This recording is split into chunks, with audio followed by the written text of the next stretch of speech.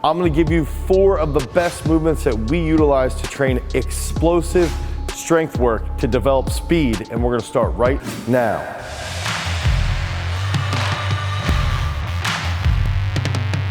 What's up, everybody? It's Dane Miller from GarageStrength.com, and if this is your first time to the channel and you're interested in becoming a better athlete, being more coordinated, having better speed, make sure that you like, you subscribe, and you smash that notification bell so we can help you become a beast. Okay, so when we're training strength movements to develop speed, strength movements that are explosive strength movements that lead to speed, all these different big words, right? When we're training this aspect, we've got to think about speed from that top-down perspective. We've got to look at it through the idea of what is speed. And if we can break down 100 meters, the 100 meters is going to have the start. We're gonna have the drive phase. We're gonna have the transition, and we're gonna have that transition into max speed.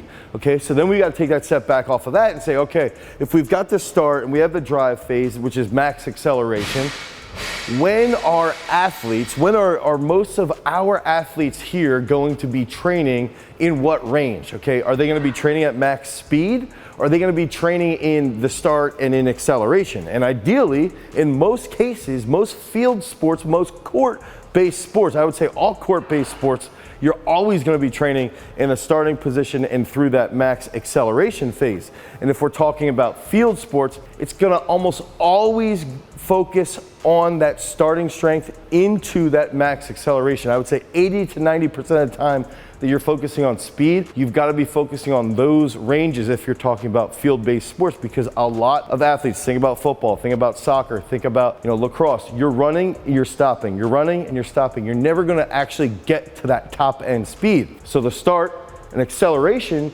becomes the key components that we have to train in the weight room to drastically improve that speed overall. Okay, so that 5th key exercise that I love to utilize for speed is going to be utilizing the XPT. So you can go to the xpt.com, you can pick this up. It's a sweet training tool, and it makes it really, really easy to do squat and jumps and then release. And so we gotta think about, if we're doing a full acceleration and we release, we're gonna recruit a little bit more of those high threshold motor units. It's gonna help us with that starting position.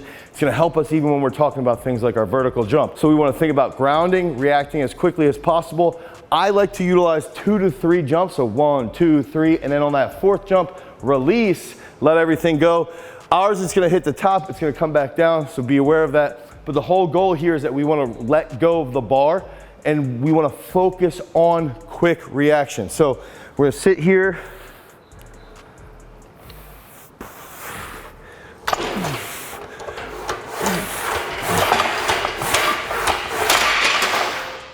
And then you can come right out of that, and that is a really, really cool tool that makes this easy, even though it didn't lock at the same spot here. That's because my right arm doesn't lock out. It's a really, really fun tool to play around with, really fun piece of equipment that you can really improve your explosiveness for speed. If you don't have the XPT, what you can do is you can pick up our POWERLASTIC band, take this.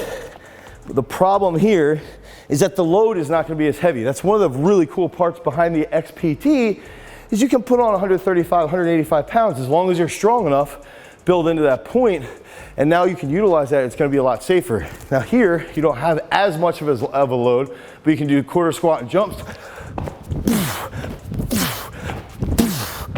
Okay, to help you improve that reactiveness, to help you improve that starting position, so you've got that really good explosive strength. It's going to carry over to tremendous amounts of speed. Okay, so that 4th exercise that I like to utilize, that I like to see to improve a couple different factors. I want to improve that start position. I want to improve the rate of coordination out of that start. So how quickly can we coordinate and recruit various muscle groups to produce a ton of force? Okay, so we got to think about that. Then we want to think about it a little bit from a mobility perspective. So we're focusing on a start, that rate of coordination, utilizing coordination through various muscular groups. And that brings us right into the power snatch. And so the power snatch is a movement that you can do off of a box. You can do it from a high hang. You can do it from a low hang. You can do it from the floor. And if you have someone that has hip mobility issues, or maybe their lower back gets stressed a little bit, go off of a box. And what we want to focus on is getting into that position, that start position. And if we really want to focus on that reaction time,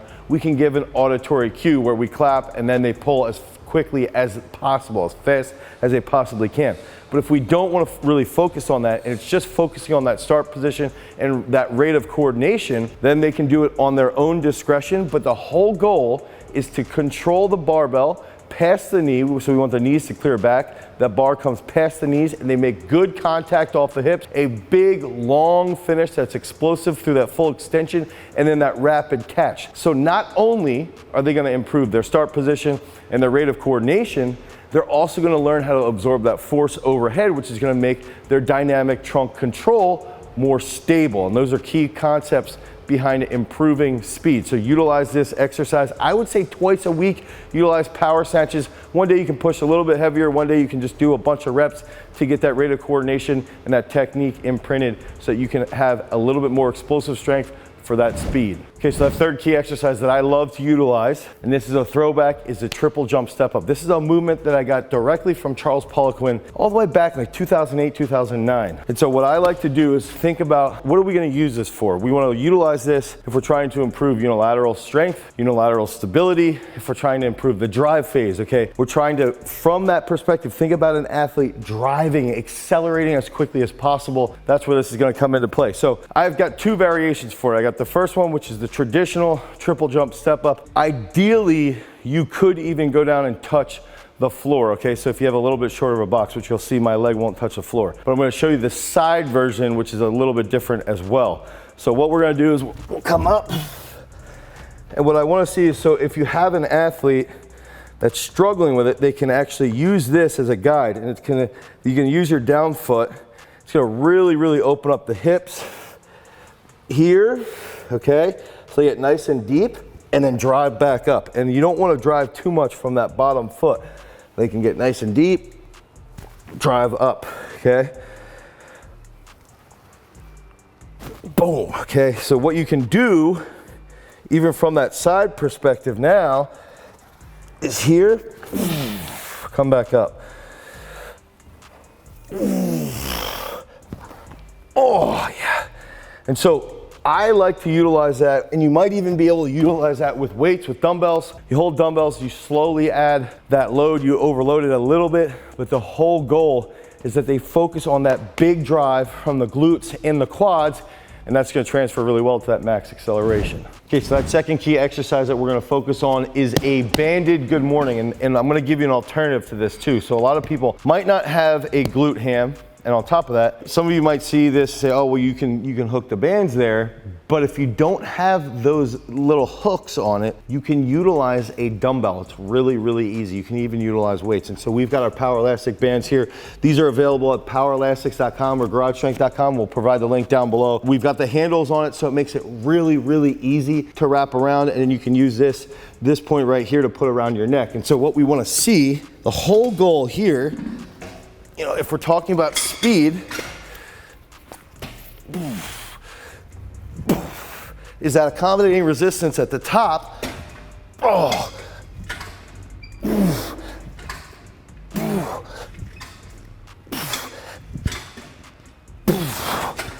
We want to focus on really, really lighting up your glutes, your hamstrings, even your lower back to a point. Now, I'm going to show you that alternative.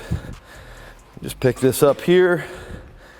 This is going to be something very similar, so we can take this very easily, wrap this right around our feet, okay? My hamstrings are completely lit up from doing that banded good morning, or banded glute ham, but now we'll go into that banded good morning, and I want to really load my hamstrings here and come up.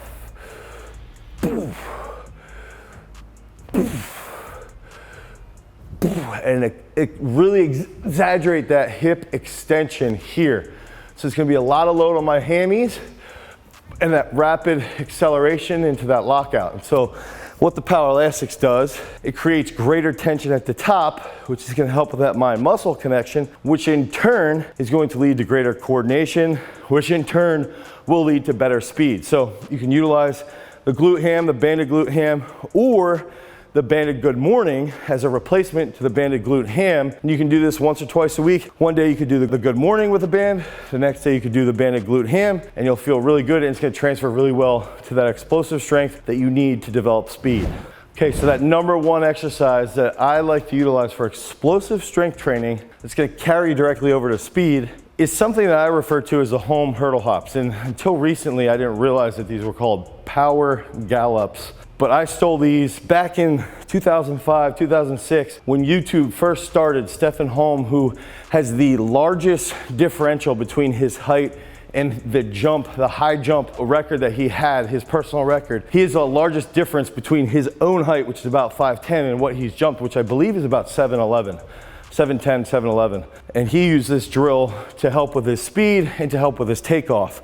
And so what I've taken this, and I've seen this advance a lot of different field sports athletes, is it teaches athletes how to not be super rigid and robotic, right? You learn how to be a little bit more floaty, have a little bit more finesse. And I think that that's a big factor when we're talking about technique and sprinting and around speed, is that a lot of guys will try to be super rigid and run as hard as they can, but they don't realize that it's important to be a little bit more fluid. Okay, so when you're a little more fluid, you can recruit a little bit more effectively, and it's gonna transfer really, really well over to that sporting realm. And so I'm gonna demonstrate this, and I've got a couple key factors on it.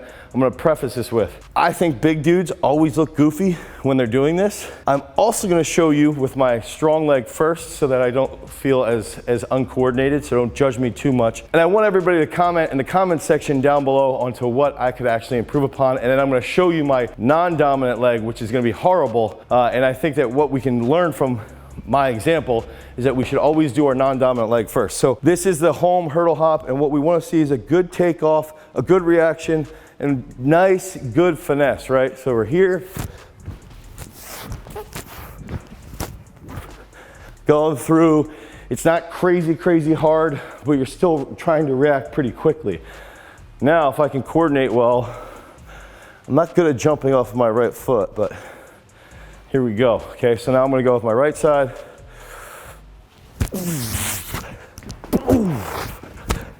That felt weird. So, you can utilize this, and if you don't have hurdles, what you can do, you can come here on the side, so pretend there's hurdles there, right? And you just go.